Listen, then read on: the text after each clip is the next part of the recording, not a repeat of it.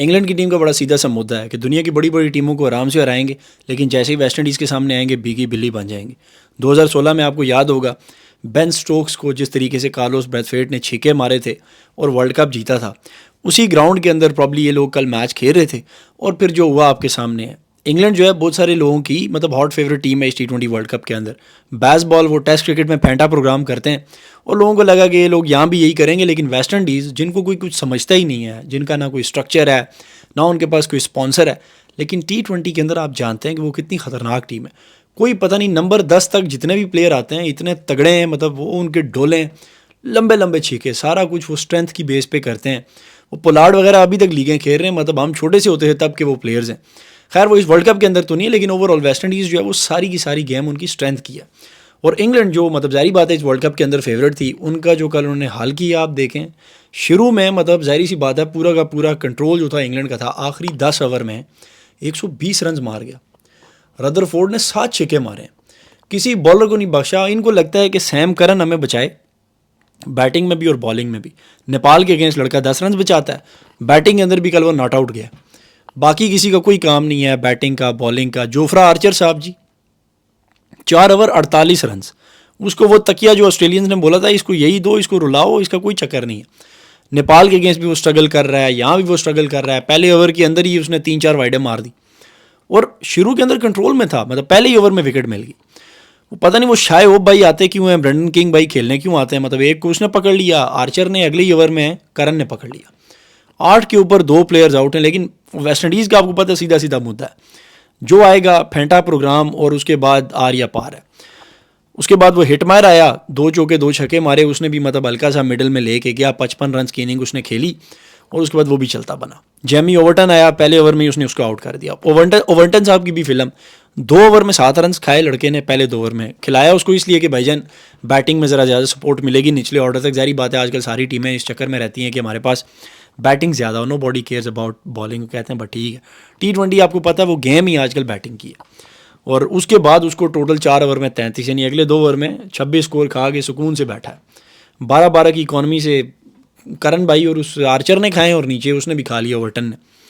करन ने 3 ओवर में 36, मतलब ये हालात हैं कि करन को ये ओवर नहीं दिया गया चौथा पूरा।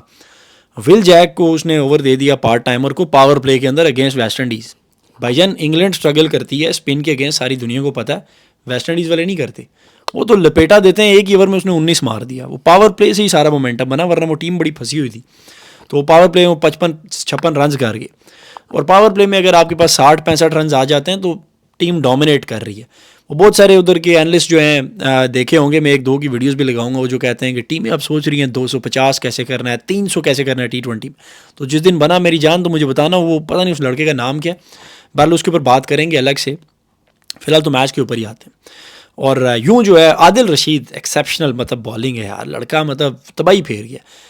20 ओवर में 196 रन बना है, 4 ओवर में उसके सिर्फ 16 रन हैं, 2 खिलाड़ी आउट, किसी को उसने खेलने का मौका नहीं दिया।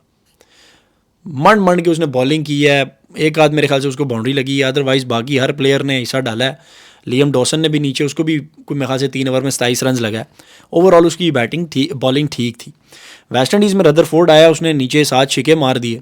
जाहिर बात है वो सारी गेम स्ट्रेंथ किया, जैसे मैंने आपको कहा, 7 छक्के आप एक प्लेयर से खा लोगे तो फिर ऊपर से कैच ड्रॉप, वो आदिल रशीद ने एक कैच ड्रॉप किया, दूसरा उसने अपनी ही बॉल पे कर दिया।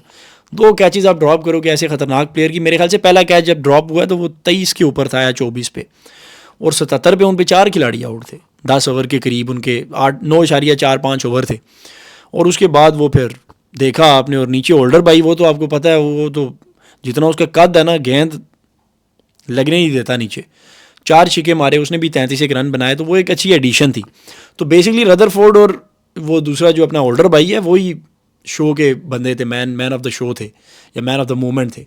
बाकी सारे तो बस गुजारा ही था। ऊपर ठीक है रन हुए हल्के फुल्के, लेकिन यानी एक उनका जो क्या चेस है उसने बड़ी स्लो सी इनिंग खेली, 29 बॉलों पे 34 हिट। मायर ने 2 चौके 2 छक्के मार के थोड़े बहुत आसरा दिया, लेकिन सारा नीचे स्कोर था वो नीचे 42 बॉलों पे 76 रन। इनिंग का अख्ताम जब आपका एक टॉप नॉच के ऊपर हो ना, आखिरी बॉल पे जब छिक्का लगा है तो समझ वहीं पे आ जाती है कि भाईजान लड़कों के जो है ना इरादे बड़े ख़तरनाक हैं। और बॉलिंग में आप देखें तो आदिल रशीद की 2 विकेटें हैं ओवर्टन की 2 विकेटें हैं, मतलब बड़े गंदी बॉलिंग की है पुराने बॉल से। और सैम करन नॉर्मली ठीक बॉल करता है, बट आई डोंट नो। और पावर प्ले में पार्ट टाइमर को आप लगाओगे, वो भी वेस्ट इंडीज़ के अगेंस्ट, वो आप लोग फंसते हो। जैसे मैंने पहले भी कहा, वो फिर आगे बताते हैं ना कि इंग्लैंड की इनिंग में क्या हुआ है। स्पिन बॉलर, मैं तो कहता हूँ इंग्लैंड का जब भी मैच हो उनके अगेंस्ट स्पिन बॉलर लगाओ। उन्होंने खेलनी है बैस बॉल, फेंटा प्रोग्राम, और फिर जो होगा वो आपके सामने है। और रदरफोर्ड ने एक विकेट ली शुरू में, फिल सॉल्ट ने आगे बहुत मारा, मतलब 14 बॉलों पे उसने 30 किया, 2 चौके 2 छक्के, जो उसने इंटेंट दिखाया होल्डर को, उसने एक ही ओवर में कोई 17-18 रन लगा गया, या प्रॉब्ली 19। और उसके बाद जो है पावर प्ले यानी उनका बड़ा फिट जा रहा था, 38 रन था 3.2 ओवर में, यानी कि करीब करीब थे 13-14 की इकॉनमी से वो चल रहे थे रन रेट से। और फिर वो पीछे हट के आगे निकल गए, यानी उसने शॉट मारा और कैच हो गया। और उसके बाद फिर जोस बटलर का थोड़ा सा बल्ला चला, बालें उसने भी 14 खेली हैं, लेकिन स्कोर उसका 21 लगा।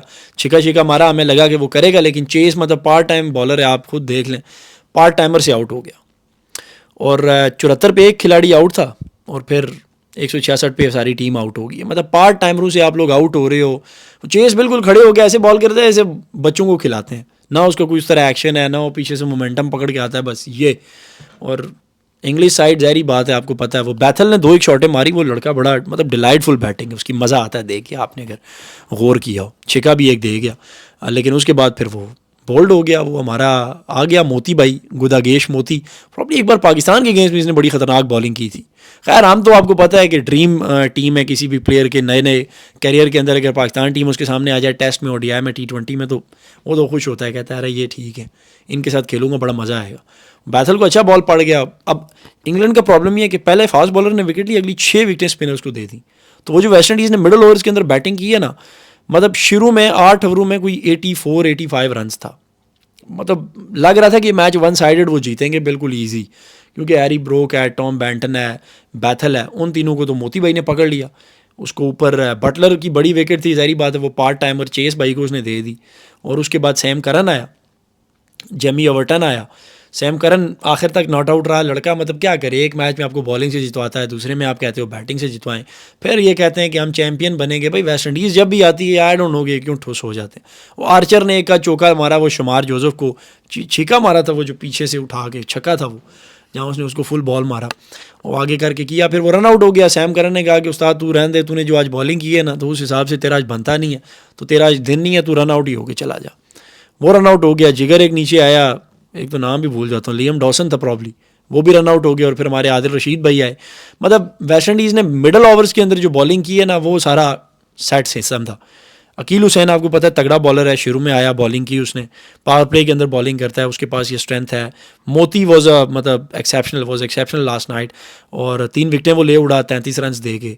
और चेस भाई ने भी ज़बरदस्त बॉलिंग की है, मतलब लड़के ने सपोर्ट दी। उन्होंने बॉलिंग जो है उससे रदरफोर्ड से, मारियो शेफर्ड से एक ही उसने ओवर किया, 1 ओवर में 7 रन। और शुमार जोसेफ ने पूरे ओवर किए, एक आध विकेट उसको भी मिली। लेकिन ओवरऑल अगर देखा जाए तो वेस्ट इंडीज़ जब भी खेलती है इंग्लैंड के अगेंस्ट, तो पता नहीं क्या होता है कि वो एक साइकोलॉजिकल इम्पैक्ट है उनके ऊपर। मेरे ख्याल से वो स्टोक्स को जो छक्के पड़े थे ना, वो अभी भी इनके जहन में। तो बहरहाल इनका ग्रुप ज़रा ईजी है, नेपाल है, स्कॉटलैंड है, इटली है, तो मसला नहीं है इंग्लैंड के लिए। लेकिन इंग्लैंड आपको पता है स्कॉटलैंड से भी आ रहा है। अब वेस्ट इंडीज़ जो है, जिनको कोई कुछ नहीं समझता था, वो ग्रुप को टॉप करेंगे, आगे जाएंगे सुपर 8 के अंदर। इंग्लैंड अगर कोई बड़ा लंबा छापर उन्होंने ना फाड़ दिया तो डेफिनेटली वो टीम आगे जाएगी, क्योंकि ग्रुप उनको बहुत इजी मिल गया। अफगानिस्तान कल बाहर हुआ है, बेसिकली देखा जाए तो उनका ग्रुप थोड़ा तगड़ा था यार, मतलब तीनों तगड़ी टीम है T20 के कॉन्टेक्स्ट में अगर देखा जाए। तो ये स्टोरी थी जी, और हम कोशिश करते हैं कि सारे मैचेस को कवर करें, लेकिन मैंने आपको हर वीडियो के अंदर बताया कि it's very hard to manage all these things along with obviously job.